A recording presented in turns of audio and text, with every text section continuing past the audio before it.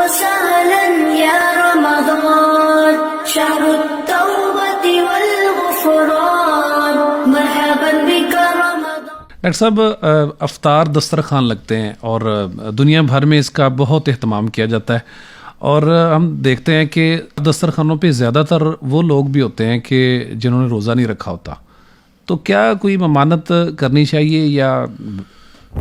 دیکھیں بات یہ ہے کہ کھانا کھلانے کا بھی تو ثواب ہے. اللہ اکبر. آپ کسی کو کھانا کھلائیں اور اس نیت سے کھلائیں کہ جو بغیر روزے کے ہیں وہ بھی کھا لیں گے.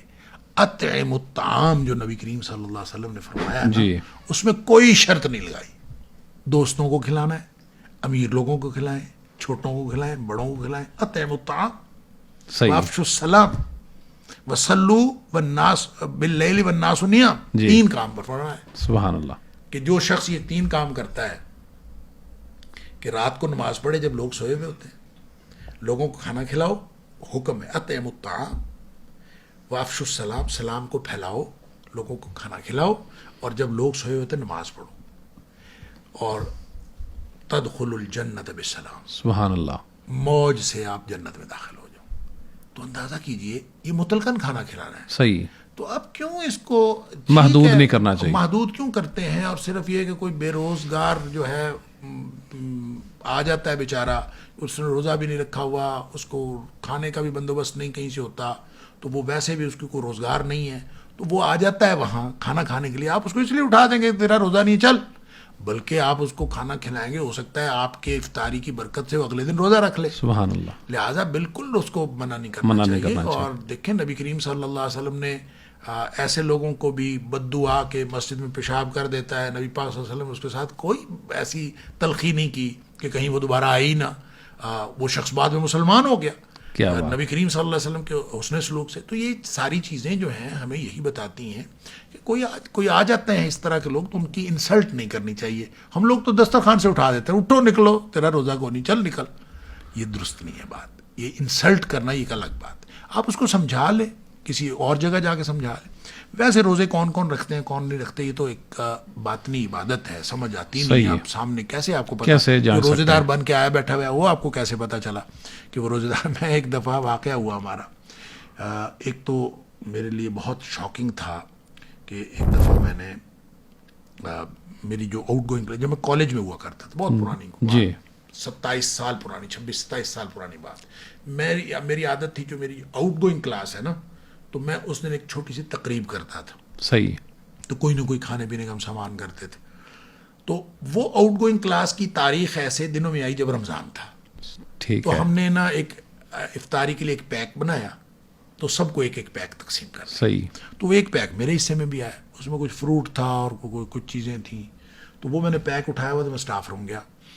تو اسٹاف روم میں ہم بیٹھے تھے، تو ایک پروفیسر صاحب مجھے کہتے ہیں کہ یہ لائیں میں کھا لوں. تو میں نے ایسے مذاق سے کہا، میں نے کھا لو، میں کہا افطاری کے لیے ہے. تو میں نے کہا بھی روزے سے تو نہیں کھایا جا سکتا.